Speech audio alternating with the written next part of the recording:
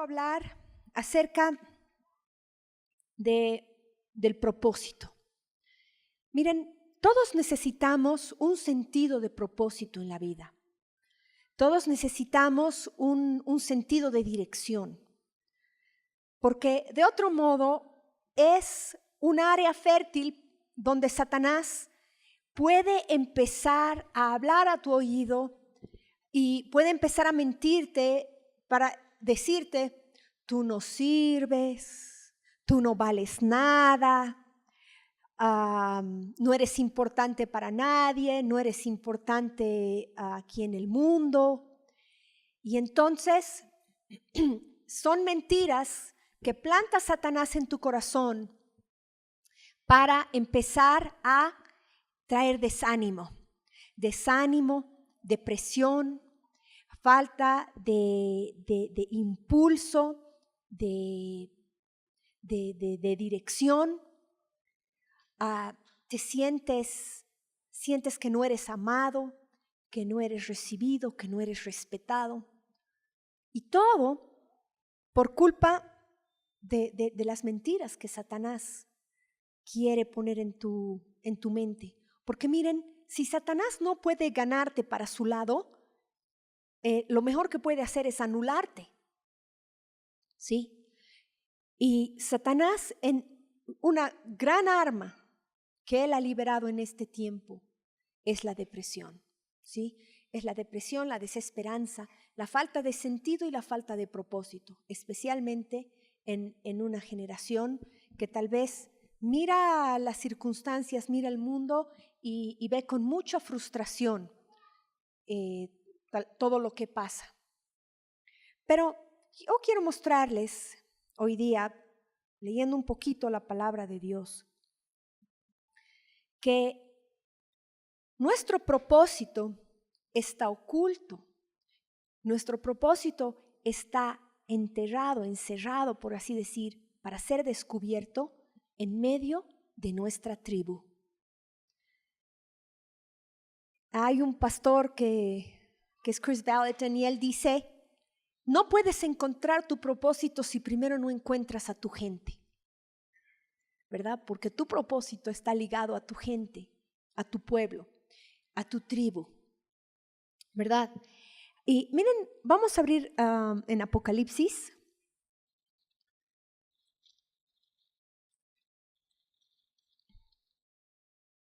Apocalipsis 3.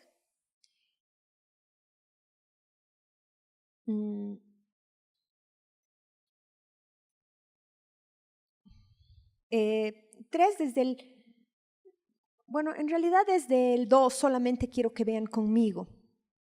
Apocalipsis 2. Y miren, el 2:1 dice, escribe al ángel de la iglesia en Éfeso.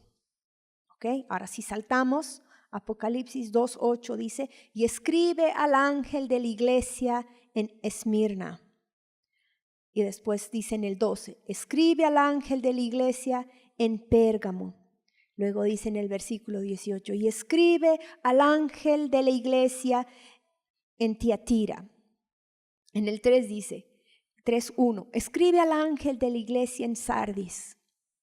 Finalmente, no finalmente, pero uno más, en el 3:7 dice, escribe al ángel de la iglesia en Filadelfia.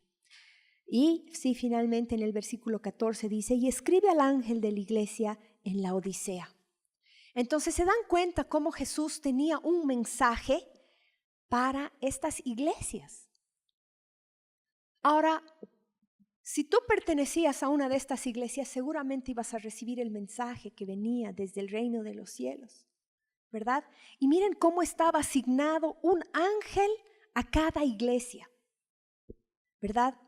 Entonces, hay muchas personas, y más en este tiempo, donde hay tanto por internet para escuchar a pastores que Dios ha derramado tremenda gracia y favor en cuestión de la predicación de la palabra, en cuestión de carisma para exponer las escrituras y las promesas de Dios. Yo también escucho También me gusta seguir a algunos pastores, escuchar mensajes, me animan y me guían. Pero miren, eso no puede reemplazar tu posición y tu lugar en un cuerpo físico sobre la tierra, en un pueblo con el que tú te vinculas, con el que tú te relacionas, gente con la que tú te rozas, por así decir, día a día. ¿Se dan cuenta? Miren, porque es geográfico.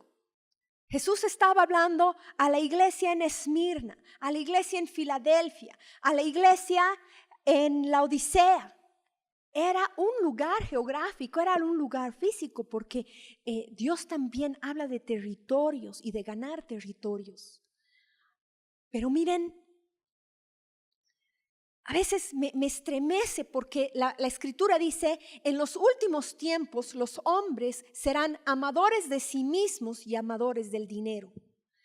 Y a veces digo, ¿no será que ese rasgo está entrando a la iglesia cuando nosotros decimos, bueno, a mí me ministra ese pastor y a mí me da palabra?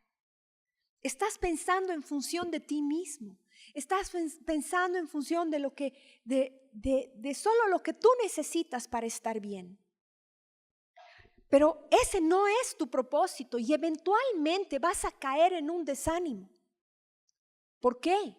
Porque solamente alimentarte de la palabra, pero no tener un lugar de acción, un lugar donde es desafiada tu fe, un lugar donde tú puedes servir, entonces fácilmente vas a poder ser engañado por las mentiras de Satanás para creer que no sirves, que no tienes propósito, que nadie te quiere.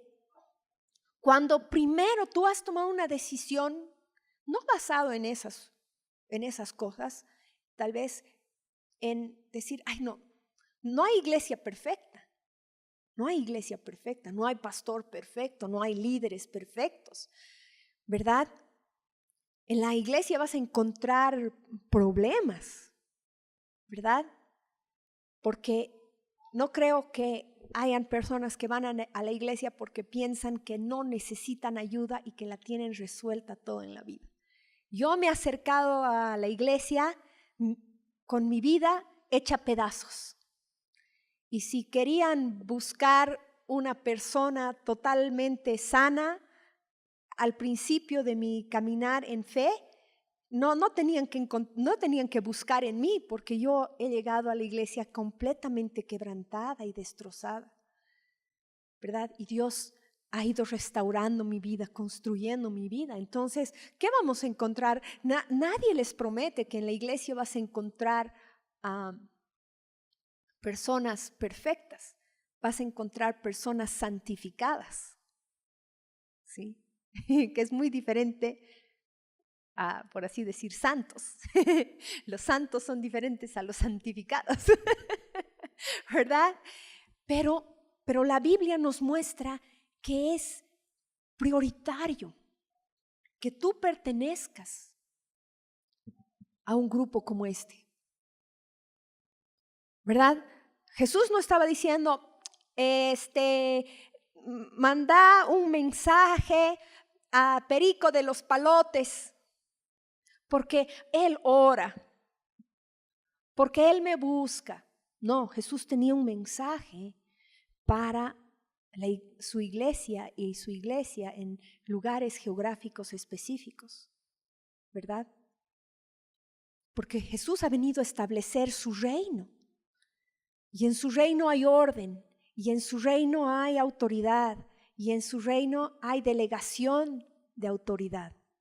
Y si nosotros no nos podemos sujetar a eso, entonces, ¿cómo podemos decir que servimos a Dios? Amén.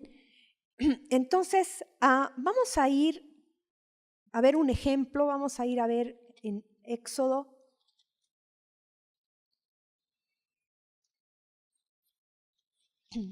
Éxodo 32.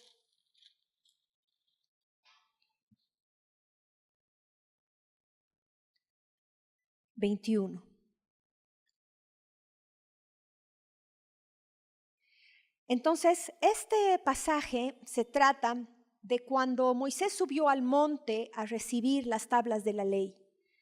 Y mientras Moisés estaba en el monte, dice que tardó 40 días. Y se tardaba Moisés, y el pueblo dice que ya estaba inquieto. Y le decía a Aarón, Aarón, nos has traído para que muramos aquí en el desierto. Y Aarón, sin saber qué más hacer, agarró y les dijo a todos que traigan las mujeres todos sus aretes, fundió el oro y del oro formó un becerro de oro y la gente se puso a adorar al becerro de oro.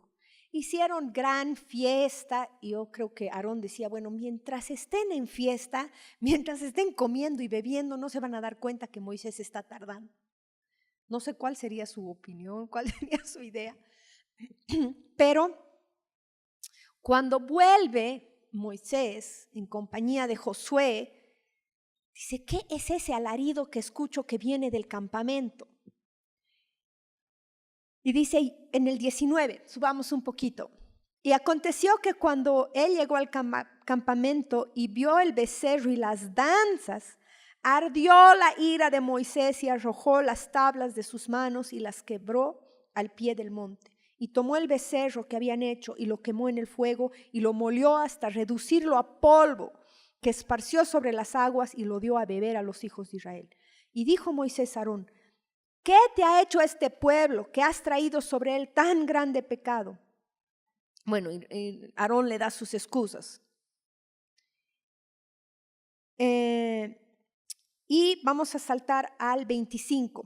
Y viendo Moisés que el pueblo estaba desenfrenado porque Aarón lo había permitido, para vergüenza entre sus enemigos, se puso Moisés a la puerta del campamento y dijo, ¿quién está por Jehová? Júntese conmigo. Y se juntaron con él todos los hijos de Leví. Qué interesante. Moisés agarra, se para en la puerta del campamento y dice, ¿quién está conmigo? Y dice que todos los hijos de Leví se le acercan. Me pregunto si todos los hijos de Leví tenían una misma mentalidad y ninguno de ellos había participado en esas danzas. Yo creo que lo que pasó es que en Leví habían algunos líderes. ¿Se dan cuenta? Y al levantarse estos padres, estos patriarcas de la tribu de Leví, dijo, no, nosotros estamos contigo. Todos los jóvenes, adultos, todos los jóvenes, todos los niños, dijo, el abuelo está yendo, todos tenemos que ir. ¿Se dan cuenta? Y este evento marcó la vida de los levitas. Dios dijo, por tanto, por cuanto Leví se separó y se apartó para servirme a mí, entonces para siempre y por perpetuidad los levitas van a ser sacerdotes en medio de mi pueblo. Entonces se dan cuenta cómo la identificación con una tribu marcó el destino de todos los levitas. Y quién sabe pues que alguno de esos ahí, de por ahí, se quedó en la fiesta. Pero resulta que su apellido pertenecía a los levitas y su destino estaba marcado. Algún desubicado por ahí que no sabía que toda su tribu se había reunido, pero no, él o ella había sido contada dentro de la tribu de Leví y marcó su destino y marcó la bendición de Dios. Miren, ustedes pueden recibir una bendición de parte de Dios solamente por la iglesia a la que pertenecen, solamente por el lugar al que ustedes deciden, por así decir, poner su esfuerzo y buscar su identificación en eso. El lugar donde tú decides ir y dar tu vida por aquello que se está haciendo, por la meta a la que se está buscando. Y entonces así es fácil encontrar tu propósito, ¿sí o no? Y miren, tal vez es contrario a lo que dice el mundo, porque en el mundo tú encuentras tu Tal vez tu propósito, o encuentras tu carrera, o encuentras tu profesión, muchas veces lejos de tu familia. Antes era que si toda tu familia eran zapateros, lo más probable es que tú seas zapatero, ¿sí? Si en tu familia eran, no sé, hacían colchones, lo más probable es que aprendieras a hacer colchones, ¿no? Si en tu familia eran militares, lo más probable es que tú también termines siendo militar, ¿verdad? Pero ahora últimamente, y no sé si es también una estrategia de Satanás para separar a las familias, para aislar a los individuos, porque miren, mientras tú estás en una tribu, mientras tú estás rodeado por un pueblo, no es fácil casarte, ¿sí? No es fácil destruirte. Pero si estás aislado, ¿han visto cuando cazan los leones y van detrás de estas manadas de ñus o tipo antílopes de las sabanas? Y es como que la manada no corre. ¿Han visto que la manada corre unos por allá, otros? Si la manada corriera así, sería fácil para el león cazar, porque los podría separar y los aislaría. Pero la manada corre bien junta y tienen una estrategia. Ponen a las crías, ponen a los más jóvenes en el centro de la manada y los machos más fuertes rodean la manada, y los únicos que muchas veces se quedan atrás son los animales más viejos, más cansados y más enfermos. A veces es así como si ellos sacrificaran su vida para salvar a toda la manada. Porque si no, yo creo que proliferarían los leones y ya sería fiesta de los leones, ¿verdad? Pero ¿por qué es resguardada la manada? Porque tiene una mentalidad de manada, ¿verdad?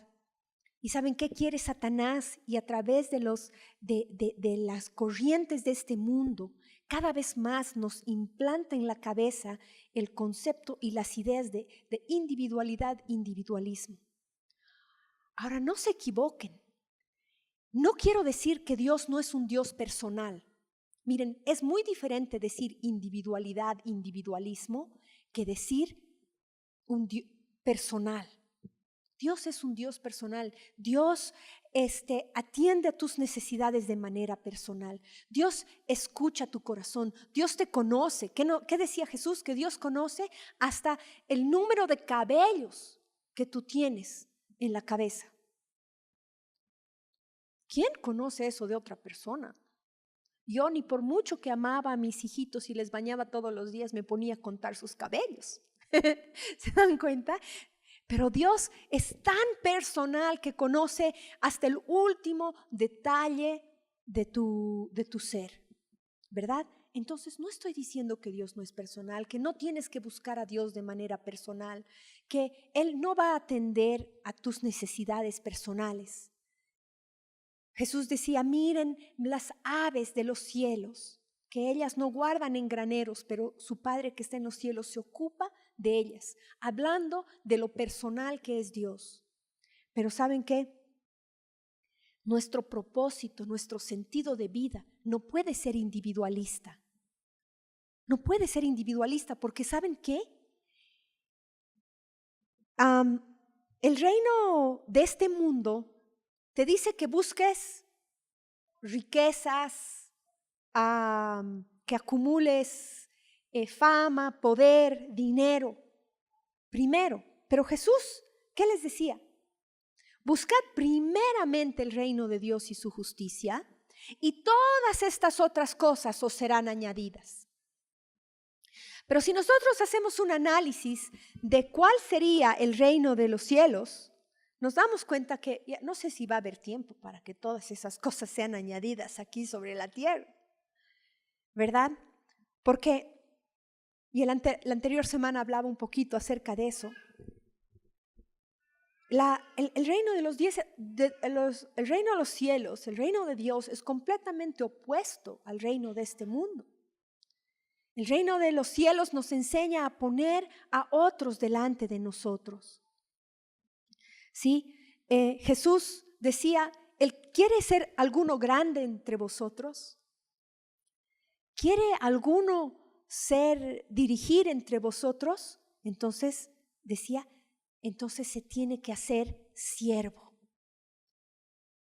Dice, si yo, siendo maestro y señor, he venido a lavarles los pies, ¿cuánto más ustedes? Dice, los hombres de este mundo se enseñorean de las naciones, pero no debe ser así entre vosotros, les dice, ¿verdad? No debe ser así entre vosotros. Si alguno quiere ser grande, entonces servirá a otro. Comparen eso con el reino con los reinos de este mundo. Es incompatible. No va lo uno con lo otro.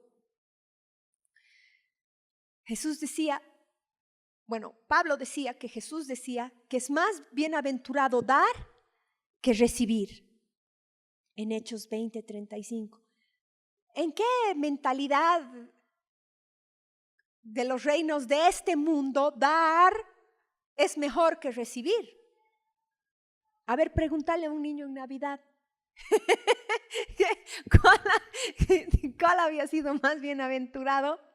Pregúntame a mí, que tengo que caminar no sé cuántas horas. Si es más bienaventurado dar que recibir. Pero eso es lo que el Señor nos enseña, que tenemos que tener esta mentalidad, un cambio total de forma de actuar y de ser. En los reinos de los cielos se ganan las batallas en lo secreto. En los reinos de este mundo se ganan las batallas en los juzgados, se ganan las batallas en los campos de batalla, pues. En el reino de los cielos se ganan cerrando la puerta y buscando a tu Padre en lo secreto. Dice que Dios ha escogido lo necio de este mundo para confundir lo sabio. Es como si fuera todo el mundo, todo al revés. Y yo decía la anterior semana, queremos agarrar todo este paradigma que tenemos de los reinos, de un reino, todo este paradigma que tenemos de vida, que hemos aprendido en el mundo y lo queremos encajar de alguna manera al reino de Dios. Y no encaja.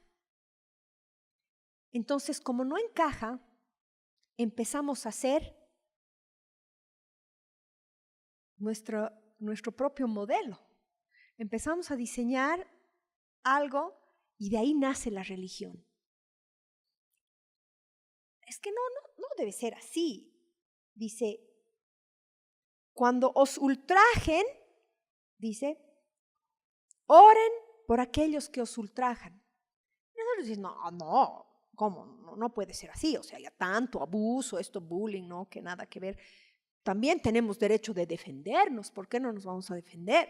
Ya es el colmo. ¿Se dan cuenta? Y claro, nosotros también vamos a decir, sí, no, es el colmo. Ya nos defenderemos, porque somos humanos. Pero si hacemos toda una teología justificando nuestra defensa, vamos a tener que crear una religión, porque la Biblia no dice eso. Y a veces, muchos sufrimos frustración porque nuestras expectativas son diferentes a lo que las Escrituras exponen delante de nosotros. Y nos gusta escoger versículos que apoyan esas nuestras nociones y esos nuestros paradigmas. Pero si en realidad leemos todo, si hacemos una compilación de la descripción que da Jesús del reino de los cielos, vamos a entender por qué algunas cosas nos frustran en esta tierra, porque no salen como el paradigma del reino de este mundo. Jesús dice, mi padre, dice, estaba hablando con la mujer samaritana y la mujer samaritana dice, ay, los judíos dicen que nosotros debemos adorar en Jerusalén, pero nosotros decimos que es aquí en Siquem. Y Jesús agarra y le dice, no, mujer, no has entendido. La hora viene y ahora es que mi Padre buscará adoradores en espíritu y en verdad. ¿Qué le estaba diciendo Jesús? No es el lugar, pero era completamente contrario a la forma de pensar de esa mujer, porque entienden que lo importante, que todo giraba alrededor del templo en Jerusalén, todas las adoraciones, todo el servicio a Jehová giraba alrededor del templo. Así que lo que Jesús le estaba diciendo a esta mujer era completamente contradictorio a la religión que ella tenía. Le decía, no se trata del lugar, se trata del espíritu. No, la mujer así como que no entiendo de qué me estás hablando. Desde Moisés él ha establecido el tabernáculo en el desierto y después nuestros padres han construido el templo y la gloria de Dios descendía sobre el templo. ¿De qué estás hablando, Jesús? Jesús estaba hablando de otro reino. Jesús estaba hablando de otro reino porque él había venido a establecer un nuevo pacto y un nuevo reino. Amén. Entonces, miren, solo estas cosas que yo les he descrito, servir antes de ser servido, dar antes que recibir, humildad antes de aparentar grandeza, orar en lugar de pelear, adorar en lugar de crear una actividad religiosa externa. Todas esas cosas solo se cumplen viviendo juntos en comunidad. Entonces, ¿cómo puede el reino de los cielos acercarse a tu vida si no perteneces a un grupo, a una tribu? No puedes decir que estás viviendo el reino de Dios si no estás viviendo junto con otros. Porque ¿a quién estás sirviendo? ¿Por quién estás orando? ¿Verdad? ¿Al lado de quién estás adorando? Entonces, miren, yo realmente los quiero animar. No, hoy día no les estoy regañando, solo los estoy animando para decirles que han llegado a un buen lugar. Han llegado a un buen lugar. David y yo estamos tratando de levantar un altar de adoración. Un altar donde podamos levantar a Dios primeramente. A veces tal vez nosotros no hacemos las cosas tan acomodando a la comodidad de cada uno de ustedes, especialmente en la reunión. Pero estamos buscando que el Espíritu Santo sea el que es levantado en medio nuestro. Que nosotros podamos realmente aprender a adorar a Dios sin todo el estímulo emocional. Y ¿saben qué? He invitado a un grupo de alabanza y adoración para que nos ayude un domingo. Y bueno, estábamos sentados en mi living. Brenda y su sobrina, que es María, vinieron conmigo a la casa. Estábamos planificando, les estaba ayudando a planificar un seminario que va a haber de adoración profética el 5 y 6 de julio.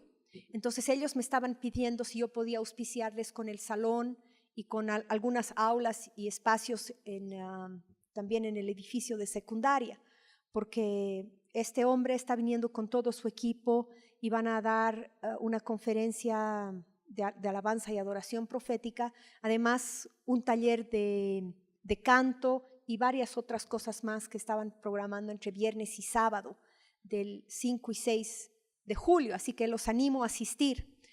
Pero, y bueno, le digo, bueno, Brenda, ¿me vas a venir a ayudar? Bueno, ese día ellos van a traer a su equipo también de alabanza, adoración, van a estar acá.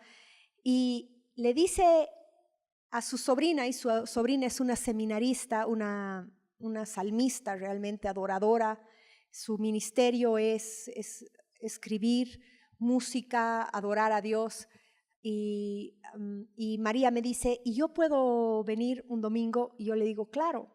Y Brenda agarra y le dice, María, ellos han aprendido a fluir en el Espíritu, no necesitan tantos instrumentos.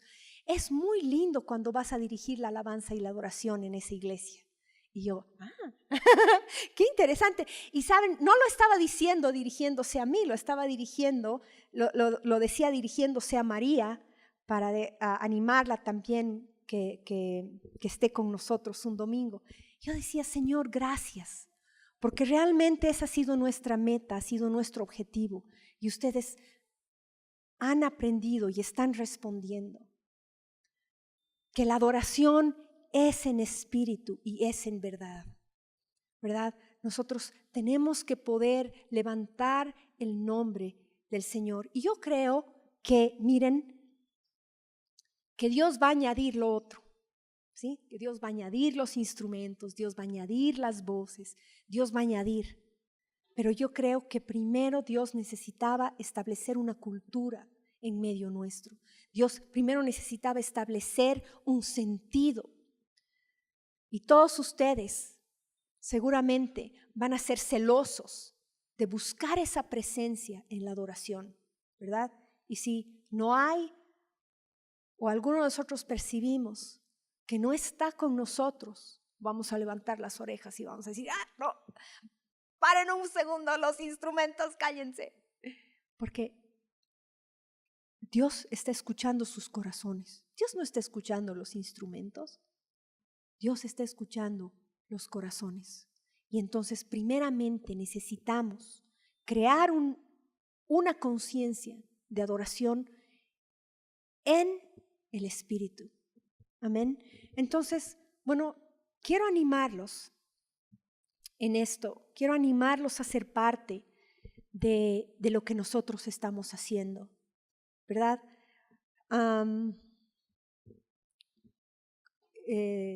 Hemos ya hace más de un año establecido también un hábito, tal vez quiero decir, o una convicción firme entre nosotros de acompañarnos en esto a través del discipulado, también acompañar a través de las células, de las reuniones por las casas y de las reuniones en el domingo. Y todo es parte de todo. Todo engrana, ¿sí? No podemos decir, ya, yo solo los domingos y no asisto a una reunión. Porque en las células es donde ustedes también aprenden a servir. En las células es donde ustedes también aprenden a ver las necesidades de otros. ¿Sí? En las células aprendemos a cargar las debilidades los unos de los otros, ¿verdad? En las reuniones generales aprendemos a desarrollar una conciencia de grupo y de comunidad, que pertenecemos a algo más grande y mayor. Y saben, y aquí es donde recibimos los mensajes de parte de Dios, porque miren, Jesús se dirige por localidades a ciertas iglesias. Amén. Entonces, si vamos a recibir advertencias, si vamos a recibir palabra profética como iglesia, como grupo, es aquí donde lo vamos a recibir. Aquí es donde el Señor nos va a ir guiando. Y miren, y dentro de todo eso, en un lugar muy especial está tu vida, tu propósito, tu sentido de servicio y tu sentido de ser. Porque tu propósito no está lejos de tu gente, de tu pueblo, de tu tribu, ¿sí? Tu propósito no está lejos de tu país. Seguramente un país, no sé, en Checoslovaquia, tiene necesidades específicas, pero nuestra nación tiene desafíos grandes. Entonces, ciertamente tu propósito está incluido dentro del destino y el propósito de tu nación, ¿se dan cuenta? Hay mucha palabra profética sobre todo Bolivia, que de Bolivia va a salir un gran avivamiento, que de Bolivia van a salir a muchos lugares del mundo a predicar, a esparcir este avivamiento. Entonces, seguramente a nosotros como iglesia nos toca una parte dentro de ese avivamiento, ¿se dan cuenta? Entonces, si tú tratas de buscar tu propósito, miren, así, como individual, separado y aislado, te va a costar mucho más, porque vas a tener que buscar después dónde, en qué parte del mundo, gente que piense igualito que vos, ¿no? Después vas a tener que buscar una congregación, después vas a tener que buscar una nación que se acomode a eso. Y suerte con eso, ¿verdad? Porque qué complicado.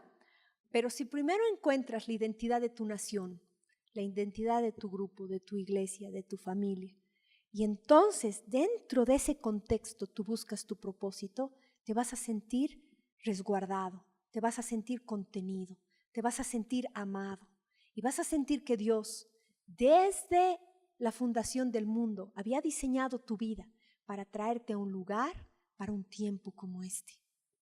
Amén. Y entonces ahí crece tu fe, ¿verdad? Porque dices, Dios me ha preparado. Dios ha preparado mi vida, Dios ha preparado todo lo que he vivido para un lugar y un tiempo como este. Y también juntos vamos a tener la fe, la esperanza de que Dios nos va a guiar en grandes victorias para ver grandes cosas reveladas a nuestras vidas y en la vida de nuestros hijos. Amén.